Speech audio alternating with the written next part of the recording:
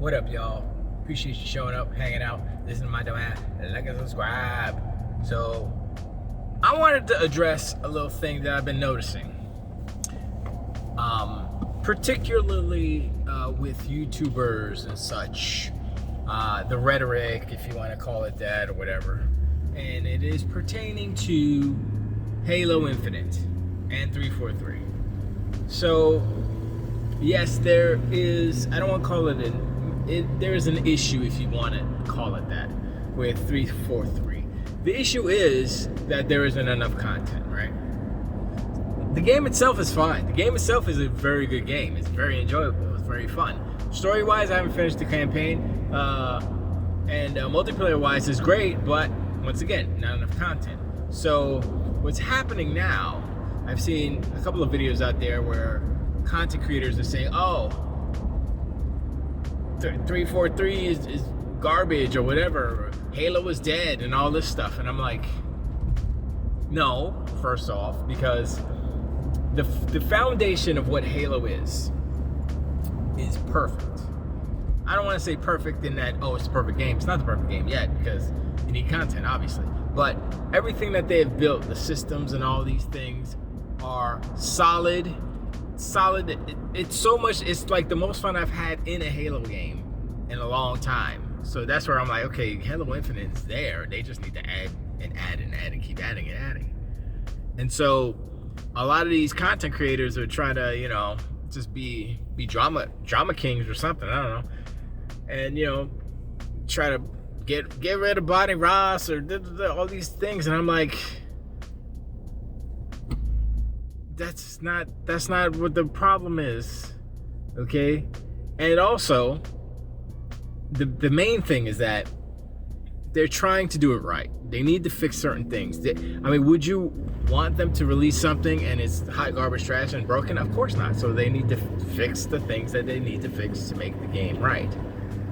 And whether it's fixing Big T Battle or whatever, they broke it. I don't know how they broke it, but whatever, that was broken. I think they fixed it since then. But anyway, the main thing that people are not paying attention to when they criticize 343 and when they criticize Halo Infinite is Forge. I've been paying attention to, I've been watching this guy, Infinite Forge, I think it is, his channel. And he's been building all these different type of maps. I guess he has a beta of it or whatever. And I'm like, yo, Forge is no joke. Forge, the real game, the real thing about Halo Infinite isn't the campaign, isn't the multiplayer. Those are cool. They're fine. They're what the old Halo used to be. Forge is the future. It always has been. Ever since Forge came out. They had Rocket Race come out of there, Griffball I think they made out of Forge, or maybe just a mod.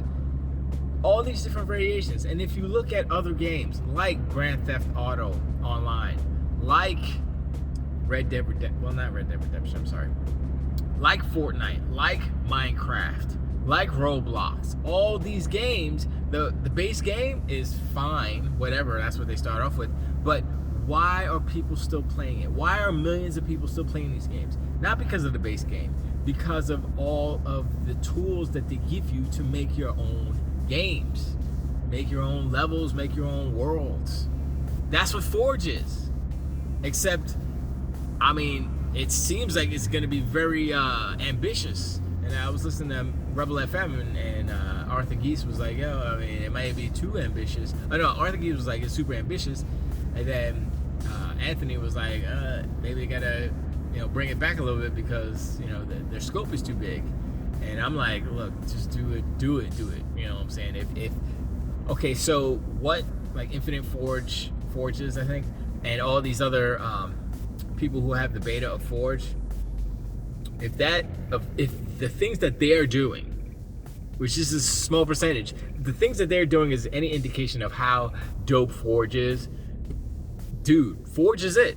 Once Forge comes out and it's ready to go and it's, forget about it. Y'all gonna be like, hey, Halo Infinite's back, baby, and all that stuff. It's such a, I don't want to call it, it's not disingenuous. It's just, it seems like they're not paying attention to all the things. And they may mention, oh yeah, Forge is gonna be great. No, y'all don't realize how important and big giant Forge is, especially with the landscape of games now. One and dones are not the move anymore. You know, I don't think that 343 is rushing to put out any more, or you know, on their priority list. I don't think single player content is a super duper priority. Forge is, because Forge is an infinite, beg the pun, is an infinite source of content by its nature.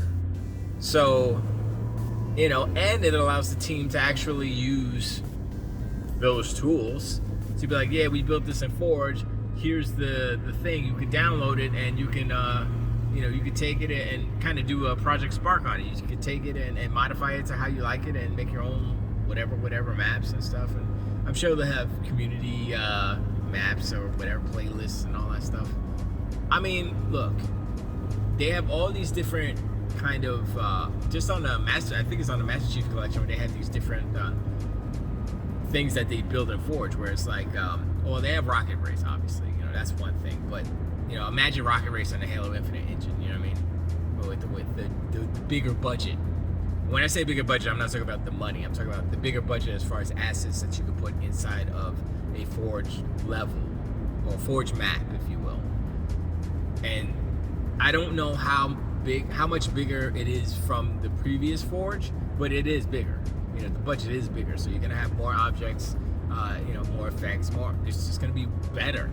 So, you know, I'm not like, you know, watching Halo Infinite all that much. I haven't played it in a long time. I still need to finish the campaign, but I'm waiting. When Forge drops, maybe I'll dive back into it, finish the campaign, and then, you know, see what Forge has to offer. But yeah, Halo's fine. Y'all are, you know, they're like, oh, we're gonna wait for Call of Duty is gonna be the, just give Halo to the Call of Duty team, give it to Activision. I'm like, what?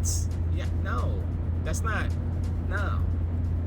You know, if something's broken, you fix it, and it doesn't make sense for them to like hire thousands of people to work on a game that is a ongoing game, because the budget will be ridiculous. That's not how you do those games, because this isn't a one and done. This isn't a, you know, Sad Dad Simulator. This isn't The Last of Us Part 2 remake.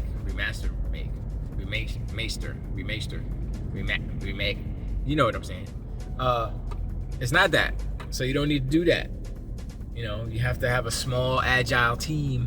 You know, I really do believe that Microsoft really is trying to be budget conscious when it comes to their teams, because if you spend too much money on making a game and it doesn't perform, then that's, you know, that's a loss. You can't do that. You still have to have your business sense about you.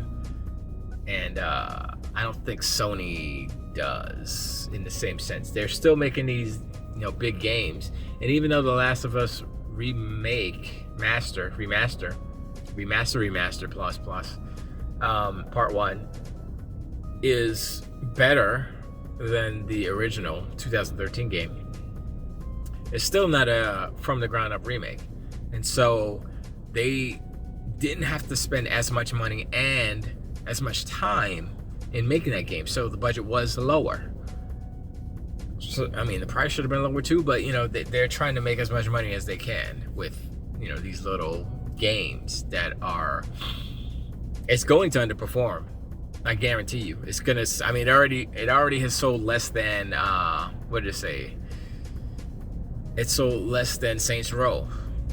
Now, Saints Row is multiplat, yes, but The Last of Us Part 1, a way better game, should have sold at least as much, not 50% less.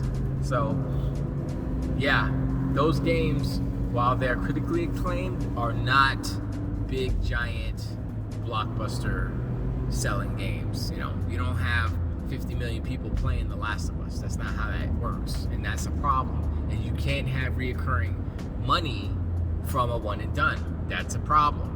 And that's why that business model is going to evaporate and disappear and go away. And that's why they're going more towards games of service. So, you know, and that's what Halo's done, you know, with the free-to-play versions and stuff.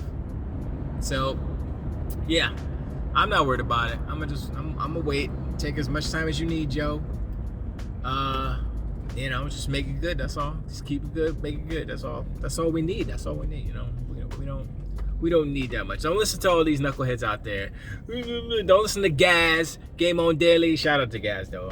For real, I post my stories up on Game On Daily, and they're doing good work. I like their shows. I listen to their shows all the time. They're good people. So shout out to them, and shout out to everybody else. And hit me up in the comments.